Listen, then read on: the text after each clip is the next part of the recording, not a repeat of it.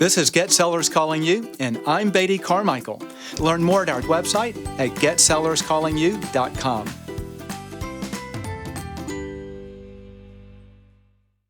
All right, well, hey, this is Beatty Carmichael again, and welcome back to the Get Sellers Calling You Realtor podcast. I'm real excited today because I get to visit with not only a real top producing agent, one of our early clients, but also another one of my personal friends named Josh Vernon. And what's real interesting, we're going to talk about this a little bit, but just as a real quick background, Josh catapulted into his fourth year doing over 100 transactions a year. And he's done a lot in this business. He's got a great balance and just a lot to share. So Josh, welcome to the call and thanks for being with us. Thanks, Beatty. I appreciate the opportunity and always good to spend a few minutes talking with you. So I enjoy it. I'm glad to be here. Well, I appreciate you taking the time because I know how, well, I was going to say I know how busy you are, but I'm not really sure you're all that busy. I think your team is, but I don't know about you. It's, it's funny. It's been busier for probably the last month than I've been in a while. We've just recently made a brokerage change and there's been a lot of fun with that, but also a lot of extra work. But yeah, the people on our team are definitely the ones responsible for most of the busyness now. So we're thankful for all they do for us, for sure. Great. Well, also for the listeners and viewers, this is an internet interview that I'm doing, so please pardon any type of internet interruptions that may occur, like what may have just happened. Did I lose you, Josh? I think we may have lost Josh. Okay. All right, so we are back, and I think, Josh, we just got you back. I was just reminding everyone that this is an internet interview and to pardon any type of interruptions. And just at that moment, everything on your end shut down. Perfect timing, right? It is perfect timing. So, so Josh, I'd love to find out just a little bit about you. Actually, I know a lot about you, but for the folks listening, can you share just a little bit about who you are and how long you've been in business, and just a big picture overview? Sure. So been in business going on 9 years now, about 8.5, 9 years. I got in the business in 2010, very end of 2010. I had been in banking for almost 10 years when I got into this. I was a branch manager at a local bank here. Really loved what I was doing, but felt like I needed more time with my family and just, really to be rewarded more for my efforts that I put in, and felt like getting into a business like real estate would offer me those things. One of the things, and I know you know this, Beatty, and I always point to this when I first started. I had been almost 10 years at the bank, had a great career, and just felt like I was led to go do something different, and felt like real estate was the right option. And I fought it. I really fought it for about 6 months, and the more I fought it, the more I knew that it was what I needed to do. And so obviously, it's been a good run. Had a goal of selling 12 homes my first year just to keep my family afloat, and we sold 34. So it wasn't too bad of a first year. And then wow, it's literally been up ever since. So anyway, that's kind of the high level overview. How about that? I love it. So that's a high level overview. Now let's fast forward a little bit. 34 homes in your first year of business. You were expecting to do 12. And last year, which was, let's see, 11, 12, 13, 14, 15, 16, 17. Last year was your 8th year in business. How many transactions did you do last year? 362 last year. So you've had quite a growth rate. Yeah, it's been pretty good for sure. And I got to ask you this, high level, average hours a week you put into your real estate business, how many hours do you think it is? Well, I would say, it's different every week, but on average, I'd say around 20 to 30. 20 to 30 hours a week. I love it. So now we've got encapsulated why people need to listen to this call. I want to roll the video back just a moment. You felt led to go from banking, where you had this secure job, great income, and to go into straight commission sales with real estate.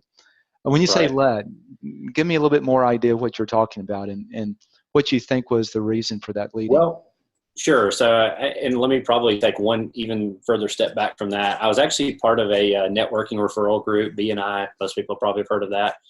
I was the banker in the group. We had a real estate agent in the group, and I had been sending her a good bit of referrals. And she kept saying, "Why don't you get your real estate license so that when you send me referrals, I can pay you a referral fee on those?" And I'm like, "Sure, I can do that, but." I wasn't really in a big hurry to do it. I'd always dabbled in real estate. That was kind of right after the time when flipping homes was a big thing. I'd flipped a few homes with some family members and had good success with that. And so I'd always thought about real estate, but never as a full-time job for sure. So that being said, after she made that suggestion, I went ahead and started the course and started, working my way through that. And about halfway through that course, my wife was actually pregnant at the time with our second child. About halfway through that course, I started feeling like I was being led, by God to make a career change. And I always call it my Moses moment, where I argued with God. If you know what I mean by that. Moses arguing with God, saying, "I'm not the right one. I can't do this." That's kind of where I was. And I was fighting it from a standpoint of, I've got one child already, one on the way. My wife doesn't work. She works hard at home, but she doesn't work outside the home. So it's all me. So if I don't make money, we're going to be in big trouble here. So that's where the whole 12 homes a year came from. I basically was figuring what it would take to really more or less keep our current lifestyle that we had. And anyway, like I say, I fought God for, I would say, probably close to 6 months. And it was literally all I thought about. I couldn't eat without thinking about it. I couldn't go to sleep. It was the first thing I thought of when I woke up. Like, there was no question in my mind it was where I needed to be. So I actually mentioned it to my wife finally after about probably 4 or 5 months of this personal battle that I was having with myself. And her response was, "Well, okay, let's do it." And I'm like, "Are you serious? You're supposed to be the one to talk some sense into me and tell me, we can't do that. We can't afford this." But no, she was supportive. And anyway, so it all has worked itself out. Obviously, I always say, if you're where you're supposed to be, it's all going to work itself out. That's really neat, because I actually have a similar story. I won't tell you the full story, but we had a young child. My wife was pregnant. She was, like your wife, a stay-at-home mom, very busy. The only difference is, rather than me having a really successful career and a nice steady paycheck, we found ourselves at the beginning of that year with me being unemployed and my wife being a stay-at-home mom. We had the mortgage on the car and mortgage on the car payment and those type of things. And through a series of events, that's when the Lord led me. I didn't realize He was leading me. It was just something I did. And actually, it was October of 1997. You were October 2010. That's right. So October of 97, we started this little business. And to put in perspective how difficult that year was, my adjusted gross income for that year was $11,882. Okay, so nothing really happened. But let me see if I get this right. So when you're in the center of where God's leading you, you mentioned that things just happen.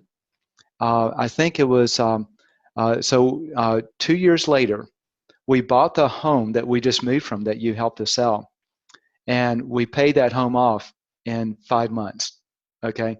I mean, the thing had just taken off, and it was obviously a God thing. And seeing how your business has been growing, I would say, is definitely a God thing for you too. Yeah, without a question. When I first got started, people would ask me all the time, like, what do you attribute your success to? And I would say, lots of prayer. I'd just kind of get a giggle, and I'm like, no, I'm serious right now, but that's what I attribute it to. So. Well, let's talk on that for a moment, because you've had, you started your career hoping for 12 transactions. You got over 30. And then Right. The second year you got how many transactions in your second year? It was mid 40s. I want to say it was 44, 45, something like that. Okay, and then your third year? Third year was 51, and then the And fourth year was 108. And okay, so that was the first year I had someone helping me. I had Jamie Reynolds. You know Jamie. yep. He joined me from outside of real estate. He'd never sold a home, had really no clue what he was doing, and he actually joined me. I think it was March or April, if I remember correctly.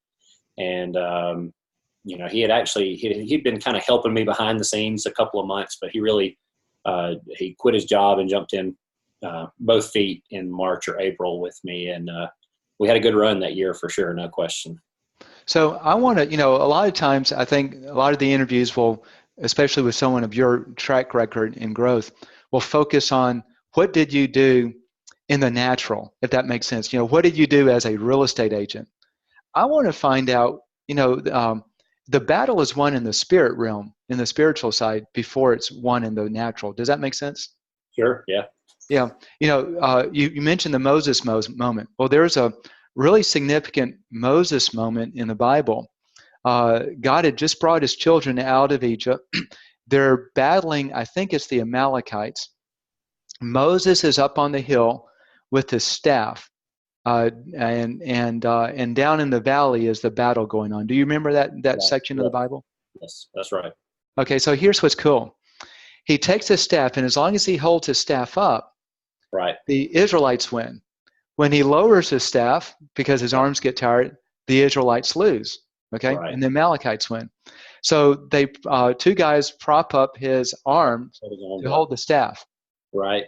And I think this is a perfect picture of how life really is the activity we do in the natural that somehow in the spiritual causes victory, and then that manifests itself back out into the natural circumstances.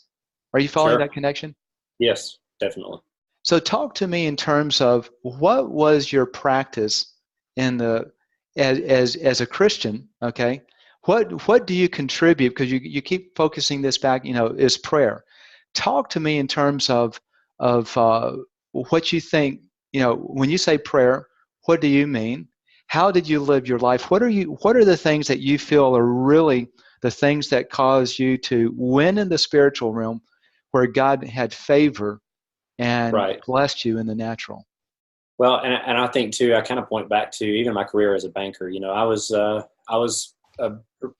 one of the youngest bank managers they had ever had, in one of the smallest branches out of about 2,000 in the company.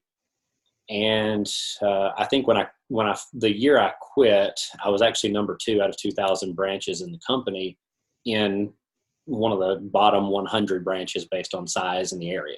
So, Wow. I feel like I always point back to when you do for others, it comes back to you. I've always focused on doing what's right for others. One of our team mottos that we talk about, it costs us some money sometimes, but we do what's right every time, no questions asked.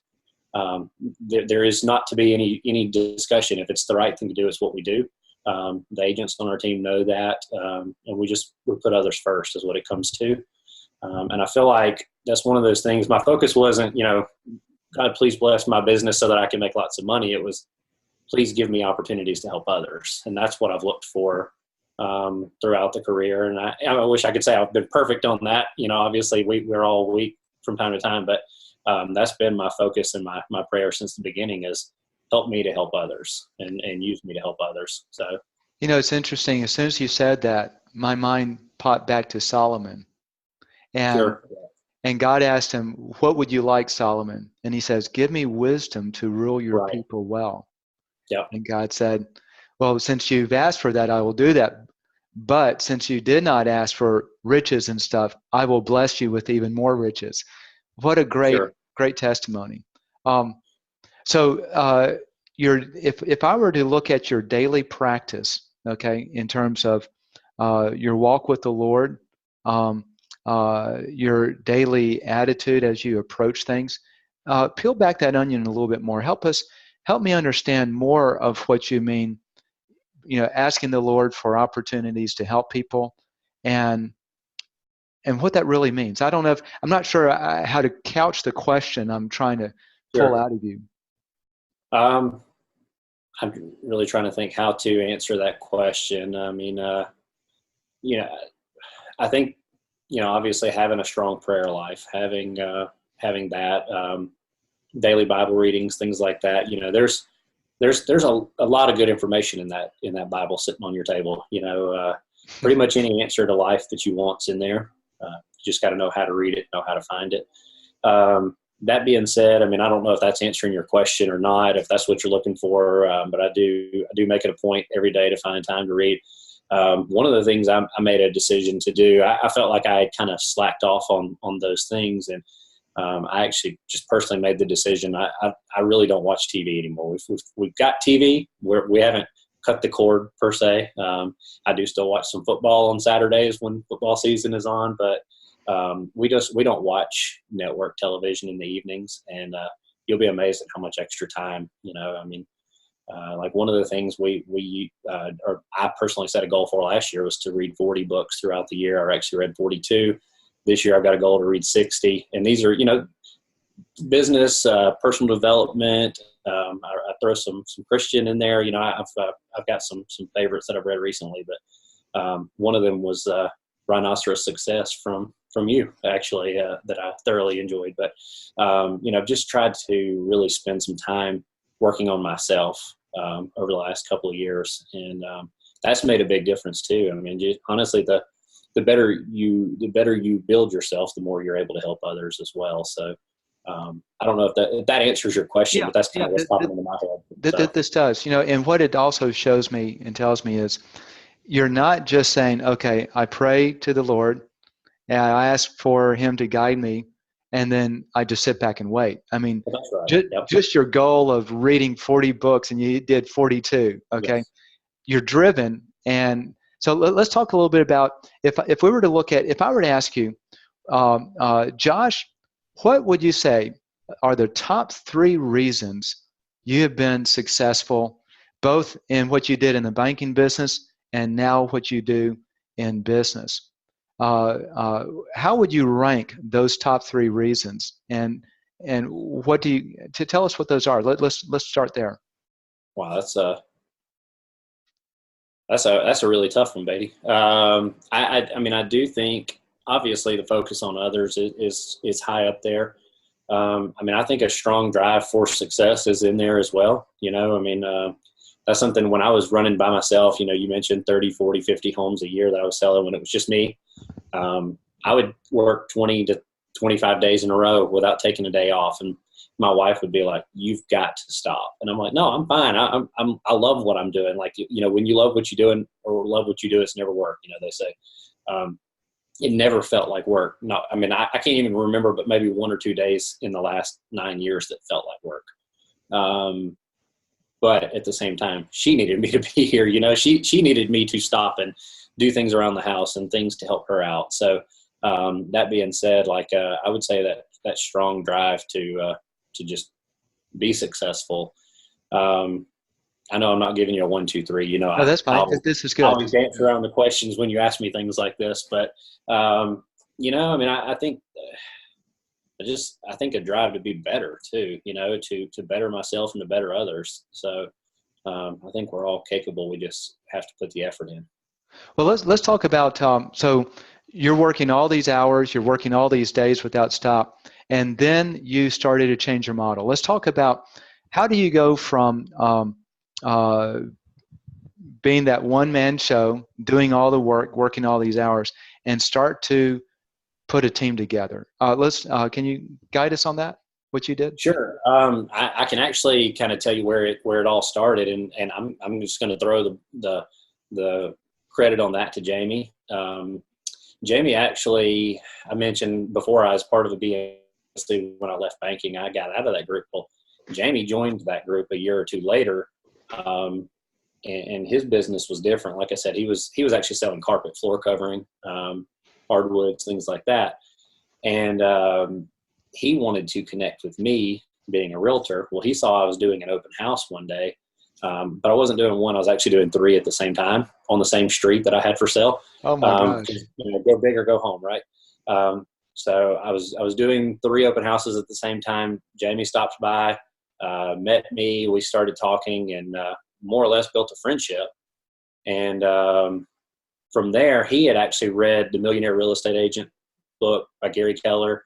Kind of had a vision that this team model would work. Well, I was kind of at a phase, like I said, I was around 50 sales, where I did not feel like I was really giving great customer service to anyone at that point. It had honestly kind of gotten out of control, and to a point where I really wasn't able to manage it well.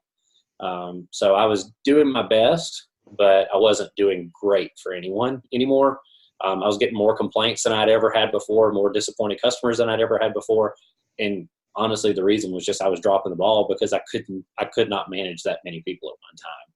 So that's when Jamie got his license to kind of more or less be a support system for me. And from there, we've grown into a pretty great partnership and a really great friendship too. So, I remember in Gary's book, it's fascinating for me because, as you know, I have never sold a house professionally in my life, right? Right. And I'm reading this book, and it's like peeling back the onion of all the things that people have been told, but now it measures it. And one of the things that I remember so clearly, because I thought, wow, this is, it should not be, it should be common knowledge, but it's not. And that is, as soon as statistically, when someone hires an assistant, their volume doubles on average in that first year. And what you're talking about with what happened with Jamie is, you'd reach that level of you could spin no more plates because they were starting to fall Right. in customer service. Now you bring someone else on board. Tell me what happened at that point. Not just volume. I know the volume came up a lot. Right. But talk in terms of what it meant to you in business to have an extra pair of hands and someone who's as capable Sure. as. And it's funny, you mentioned spinning plates. We always use the description of juggling balls, but I describe real estate as juggling a bowling ball, a basketball, a tennis ball, a golf ball, and a football all at the same time, because there's so many different tasks that you're doing, and so each one's a different weight, a different size, a different texture. You try juggling all those different balls at the same time and see what happens. So that's one of the things, again, that we took from the Millionaire Real Estate model, that Jamie believed in so heavily when he joined me, that I had to read this book. You just got to do it. And so I did, and we bought in, and that's actually what brought us to where we are today. I don't want to get ahead of myself here, but where we do have a specialist model where we have someone who is an expert at listing, and that's all they do. And our buy team, that's all they do, and our admin team, that's all they do. So that being said, when Jamie first joined, we jumped from 51 sales to 108 sales the very first year. So like you said, it was actually just over double the business. And that's with Jamie. And I don't think Jamie would be upset with me saying this. He's never written a contract to date. Never written a sales contract. He's sold hold on. I got to stop. Yeah. I've always thought that Jamie was a buyer's agent for you. Oh, he was. Yep. He's never written a sales contract, though. He's never written a sales contract. That's not to say he doesn't review every one of them that goes out, but he has never himself sat down with pen and paper or typed on the computer and written the contract. And again, that's one of those things with figuring out leverage. We got our wives involved, and it changed the game for us. I became the listing agent solely. Jamie became the buyer's agent solely. And our wives kind of were support on the backside. My wife wrote all of our contracts, helped support us there because she had learned it over the time helping me. His wife did a lot of our marketing and helped with that stuff. I know she was influential when we first started with you, designing our postcards and things like that. So we figured out really quickly that we, and with the support of our wives, obviously could take this thing to the next level. We really didn't know how far we could take it. And we jumped 100 a year for the first 2 years, from 100 to 200, 200 to 300. And then we came really close to doing it the third year in a row. We got to 394 that third year. And then, of course, last year we were just under that at, like I said, around 362. So we fell just short. We made some big changes last year. And, obviously I wish it always went up, but eventually it's got to shift a little bit. So we feel like our move to Keller Williams recently, we moved last month, like I told you. And we've hired 3 new buyer's agents in the last 48 hours. So we're about to see this thing start going back up again. We're pretty excited about it. Oh, this. You're listening to the Get Sellers Calling You podcast. To increase sales from past clients and sphere of influence or from a geographic farm, learn about Agent Dominator. We guarantee your sales in writing or give your money back. To learn more, visit our website at getsellerscallingyou.com and select Agent Dominator from the menu. And now, back to the podcast. This is real interesting. So when I work with agents across the country, a lot of times there's a disdain for the millionaire real estate agent because from their perspective, it's the competitor's book. Okay. Yeah. And I look at it as a great resource, but you just moved to Keller Williams. You were not you were not a Keller Williams agent back then when all of this was happening. That's right. Yeah. So it was the competitor's book for years. We always knew Keller Williams was a great place, but we, for whatever reason, we had great friends in the business that we were working with, and for a multitude of reasons, we didn't make the move. But we've seen the light now, so to speak, and we went ahead and made the move, and it's been incredible for us, without a doubt. It's exceeded every expectation we had so far. We're right at 30 days in at this point. So wow, I love it. It's blowing our minds right now. So I love it. I love it. I don't want to make this a promotion for Keller Williams, but I do but I want to make this point. The content in the book is great. And even if it's the competitor's book, still learn from, because what you guys did, you were pretty much modeling your business after what the model was in the book, isn't it? That's right. We're about 95% after the model in the book. We're very, very little tweaks, but yes. So it really works, huh? It really works. And I think a lot of people that I've spoken to, they fight it for again, different reasons. And I've heard some good excuses, and I've heard some really bad excuses too, just like anything. I think that anything that you buy into and implement properly is going to work to some extent. But why not follow after someone who has the history and the knowledge that Gary Keller has, right? Right.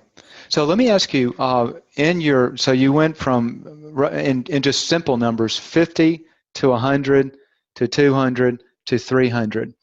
What were you doing? So I know you're building a team, but somehow you've got to drive business to that team. Sure. What's the big rock stuff that you did that drove the business in? I think a lot of it, to some extent, there was a lot of buying Zillow leads. We have Boomtown leads, that were pay-per-click leads, Google, stuff like that. Obviously, we did the postcards through you guys. That worked great. We actually, through you, we took over a neighborhood that we had never even sold a home in. It was a neighborhood that we wanted to be in, and I pretty much thought was unattainable, for lack of a better word, I guess. I called it that it was, basically it was saturated, with two or three who are our really good friends, actually, but they were pretty much owning that neighborhood, and I had never sold a home in there, and got with you, and we teamed up and came up with a plan, and in less than a year, we were number one, not only in that neighborhood, but in that zip code, and have been number one in the zip code since. So, I love it.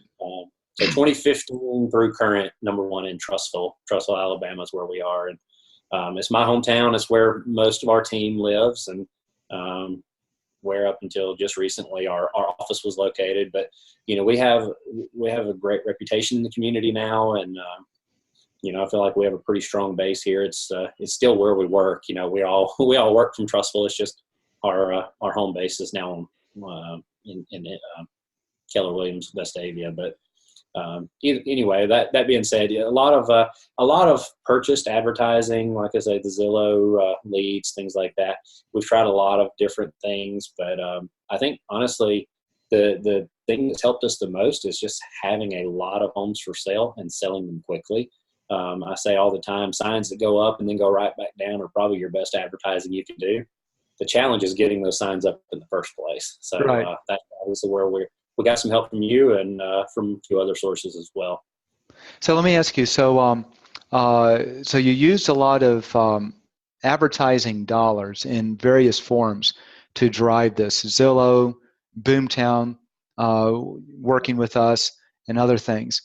Once you hit a mass, do you have to keep that spend up, or is just your exposure now driving a lot of business to you automatically? No, I mean, I think we have, what we've done is we're still spending almost the same amount of money. We have pulled back some, no question. Last year we pulled back a pretty good bit, actually. Just there was some market shift in our area.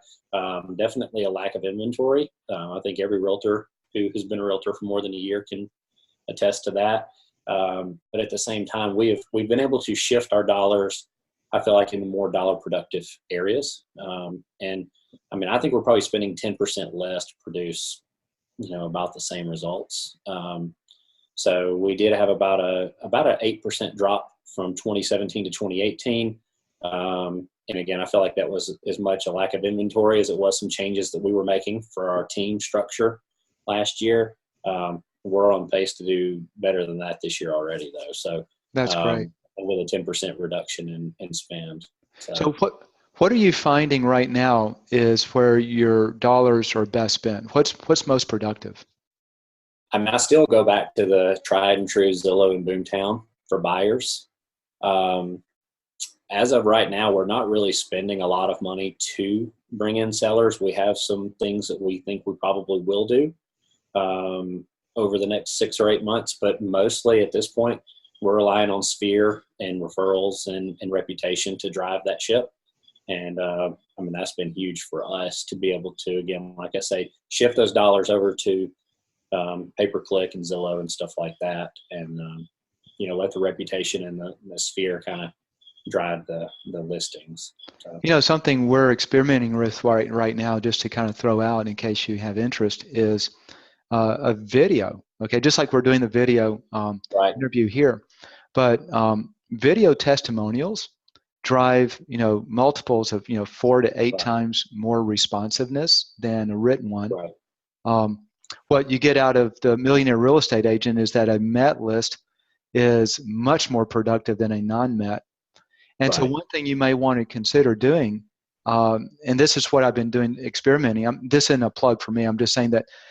So I'll interview people. Like I think you do you remember Stuart Sutton? Did I ever connect y'all together? Yes. Okay. So like I did 2 interviews for him because he's targeting 2 separate farms. And the interview is basically me saying, so Stuart, I live in Berry Creek. Why should I do business with you? And it's a back and forth that then can be promoted into that farm to these people who've never met him. They've seen his signs, and now they get to meet him and get to understand more. So as you guys are working with, through referrals and other things, one thing, if you can create the strategy around it to work, would be to generate, do it through a video of some sort that now vicariously allows you to meet the people. They get to get comfortable with you and should probably drive even more business. I got you. That sounds great. Hey, let me ask you, this is just real curious. The Vestavia KW branch, is that Jenny? Is she the team leader? Jen Toomer. Yeah. Okay. Yeah. Toomer, yes. Okay, because we have more connections than I realized. I've actually heard that recently. Yeah, you started similar to me. The Lord led you into it. Young child and one on the way, Right. all risk, and now your team leader is the daughter of my pastor. That's right. That's what she told me. So that's really neat. Hey, I want to shift gears real quickly and talk about family work-life balance. Talk to me a little bit about that, because you went through that period of time where you were way out of balance from your wife's perspective. Now, Right. at the beginning of the call, you said you work maybe 20 or 25 hours a week. What have you done deliberately to manage on that, and why? So I think obviously having the team, like I mentioned, so we do have a specialist model. So there's basically three categories in the specialist model. And honestly, we truly believe one is not any more important than the other. So we do have a team of listing agents only, a team of buyers agents only, and a team of admins. The team of admins are probably, I mean, if not the most influential group on our team, because they're the ones that keep the wheels of this bus turning. They're the ones that keep our contracts in order all of our services that have to be done prior to closing. They schedule all of our closings and manage. They check with the lenders to make sure everything's on pace. I mean, I could keep going for hours, that to me is by far the biggest, most important thing that we added to the puzzle, because they do take so much time off of our agents. I mean, so the agents on our team get to do what they're best at, which is focus on nurturing leads, people who are interested in buying, selling, and get them in homes, decide what they want, help them get the contract ready to write up, and then hand it over to the admins and then start the process over. Our listing agents are able to go out, meet with sellers, help them get their home staged, get the home listed, hand it over to the admins, move on to the next one. So it's a great model. One of the highlights of Millionaire Real Estate model is leads, listings, leverage. That leverage to me is by far the most important thing, because we can do this over and over and over again, and we can replicate it without anyone feeling the burden of that extra work, because it's spread over everyone equally. Well, I can certainly attest to that, because you guys were the listing agent on my home. We bought this home, and then after we bought it, sold that one. And it was such a smooth process, and everything was, I was looking at it from a business owner standpoint a little bit, and I think, man, everything is systematized. Everything happens at the perfect time. I'm dealing with this person for one thing, or I'm dealing with the listing agent for something else. And then even after the sale, there's this process that I'm thinking, wow, this is why you guys have such a phenomenal business, because you have driven a process around it. So right. Good job on that. Well, thank you. So talk to me in terms of, I want to go back if we can. I want to kind of open up the door a little bit more in your relationship with the Lord, with how that drives your behavior. Okay. So real simple, this is kind of what I'm trying to get to. Our belief drives the behavior, which drives the action. And Sure. Your belief is up here with your relationship with the Lord. And I want to talk about, how does your relationship with the Lord, how is it driven? If you can, and I don't know if you've ever thought about it, but how does it driven what you do in your business, what you do in terms of how you structure it so you have time with your family? Sure. Can you talk to us a little bit about that? Yeah. I would say a couple of things. One of the things I mentioned was, in the beginning, I was working 27, 28 days in a row without a day off. Obviously now I don't work Sundays anymore. It's just one of those things. It's a personal thing for me. I don't work on Sunday. My team knows I don't. I will check messages Sunday evening, make sure I haven't missed anything important, but otherwise I spend that with family and, just getting my mind focused on the Lord rather than on 20 things at work and that. As far as I think you and I talked about this a little bit before we got started, but one of the things we strongly believe in is do the right thing every time, no questions asked. It doesn't matter how much it costs. It doesn't matter what it is. My desire is to, when I get out of this business one day, there can't be anybody that said Josh didn't do the right thing in this instance. And honestly, and I know I'm speaking about myself here, but I don't know that there is an instance where we haven't done the right thing, even when it meant costing thousands of dollars in costs, because, if we're responsible, we're going to take care of it. So I like to pipe up on that, because I've experienced it. So you and I, in addition to being personal friends, there's also a vendor-client relationship between us. I'm the vendor, you're my client. And we've gone through a number of different opportunities to work together in various capacities, each with its own agreement. Right. And the thing that's always impressed me with you is doing the right thing. You would follow you. I remember we were doing something and working with you in a farm, and you wanted to get out of that agreement because there was something else that you felt would be better, but it'd be conflicting. And Right. this is when you were working with Isaiah, if you remember that. Yes, that's right. And so you called me up and you said, you know, can I get out? What would I have to pay you? Okay. And this is just one example of where, a lot of agents we find when they get to the end of wanting to be someplace, then at that point they usually choose to just pull out. Okay. And force their way out. But in every single instance where we would make a transition, you were always there to do the right thing and to make sure that the way it was managed was done properly. And I just really Sure. appreciate that. Well, and I always point back to my grandfather. He was in business for years when I was growing up, and he didn't always have the most successful business, but he had the best reputation in the business.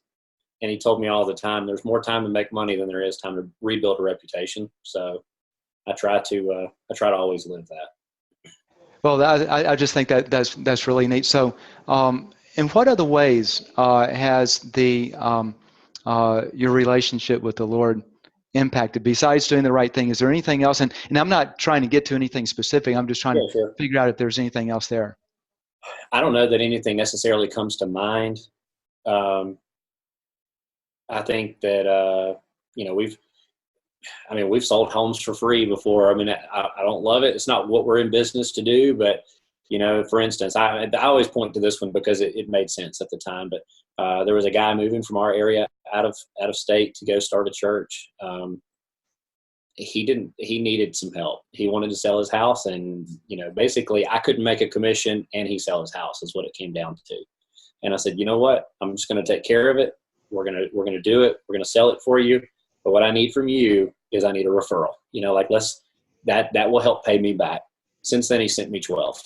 I love it. So, I mean, it's just one of those things. I mean, I don't recommend selling homes for free for everybody. Obviously, we wouldn't be in business for long if we did. But at the same time, it was the right thing to do at that moment. I had no question about it, no care or concern. And since then, he's become just a great friend that I've followed him. He's now moved out of state again to start another church. And, I mean, I feel like if nothing else, I was a very small part of him helping reach others for the Lord in South Alabama. And now he's out in Idaho. So anyway. Well, great job. I remember someone saying, you can never lend to the Lord without getting a whole lot more in return. We don't, Right. we don't give to get, but when you give from the heart, Right. you can never be. It's all his anyway, is the way I look at it. So, I mean, I'm just I'm just trying to show my thanks. Yeah. Hey, let me ask something else, and I don't want to probe too deep if there's something there that you don't want to talk about, but it's an open-ended question, so you can do whatever you want to with it. Sure. I know a lot of folks who, so they call themselves Christians. Okay, they've asked Christ into their life, but maybe their relationship with the Lord is just kind of part-time, or it's on the side, or it's just something Sunday. Okay, but they don't really focus on it. I get the impression that your relationship with the Lord is an everyday event, and not just an everyday, but it's a part of who you are. Am I correct on that? I would like to think so. I mean, obviously, I still say, like I said, I'm not perfect by any means. I mean, I have my moments just like everybody else does, but I do try to make it a focus.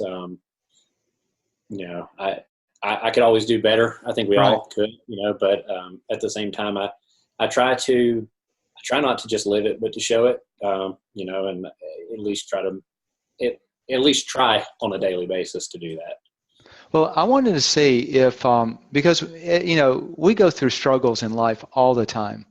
Sure. And, just as humans and as Christians, is there anything that you can share that you'd like to share where maybe you or your family went through some sort of, tough, challenging times, things that were nerve-wracking, anything that may, where you can see God's hand really involved, that would just be an encouraging story?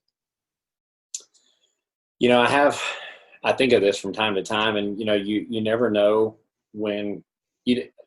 I always say or feel like you never know when God's taking care of you until it's done, and then it's like, wow, that was definitely God in that. I've got moments, it's hard to just like recall. I mean, I know one of the things that, my first home that I had, it was a very nice home. We loved it, but it was not in the greatest neighborhood, and it was what we could afford at the time.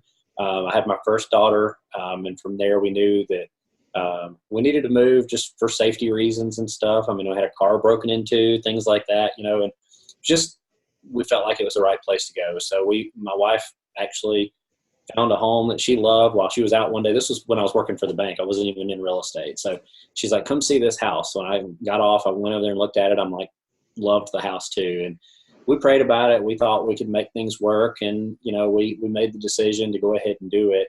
And then I realized that's when banking kind of started making some changes. And I realized I had made some decisions based on bonuses that I was receiving, not off of my paycheck alone. And it was probably not the greatest business decision I could have ever made. The home was a little more expensive.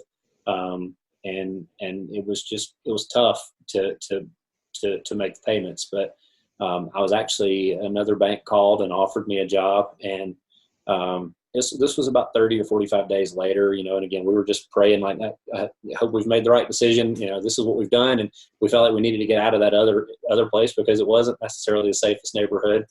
Other bank offered me the job, and it was a 50% pay raise. But what's funny about that is the pay raise was exactly the difference in the mortgage payment from one house to the other. Oh, So wow.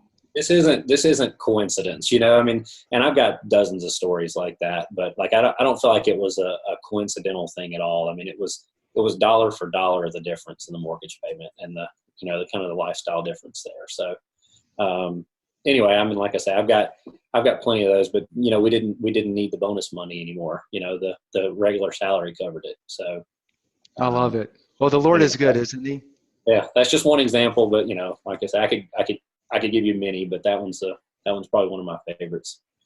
I like that a lot. And kind of wrapping up, this has been really a lot of fun. I would love to delve a lot more into some things, but just kind of netting out what I've heard. Okay, there just seems to be a reliance on the Lord with your business, that He led you there. Even before then with this house and this your new Right. job that paid for the increased mortgage. You're trying to follow Him, and you're not doing a perfect job. I get that. In fact, I was just reading in Romans 7 this morning, where Paul is talking about you got the law of God, which is spiritual, the law of the flesh, which is contrary, and that the sin in me does the things that I don't want to do. So there's constant struggle. Absolutely.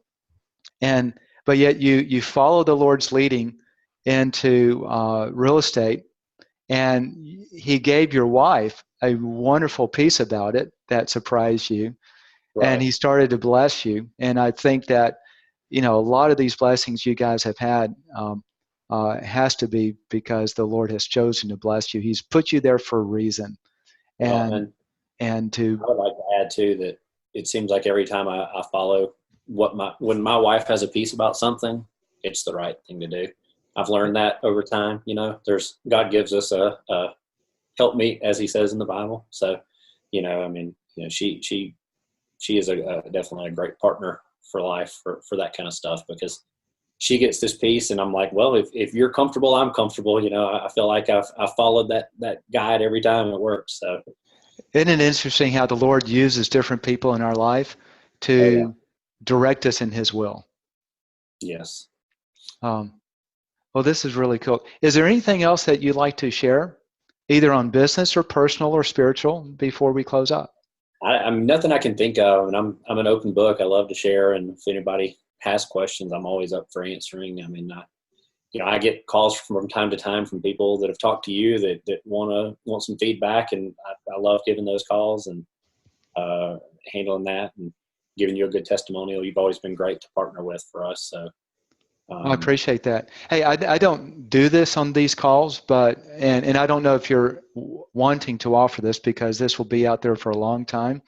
Sure. Are you offering that people can call you, and if so, we can have you tell how to reach you? Or Yeah, absolutely. I'm always open for having a conversation. If I can help somebody, I would love to. So Okay, Um, wonderful. you So feel free to share.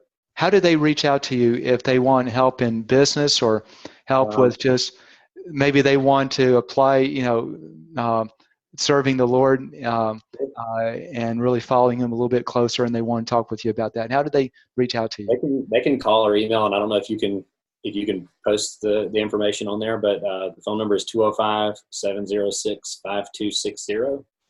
Email address is josh@joshvernon.com. Okay, that's pretty simple, and thanks for Yeah. allowing that. Oh, very good. Well, I've really enjoyed visiting with you, Josh. This has been a lot of fun.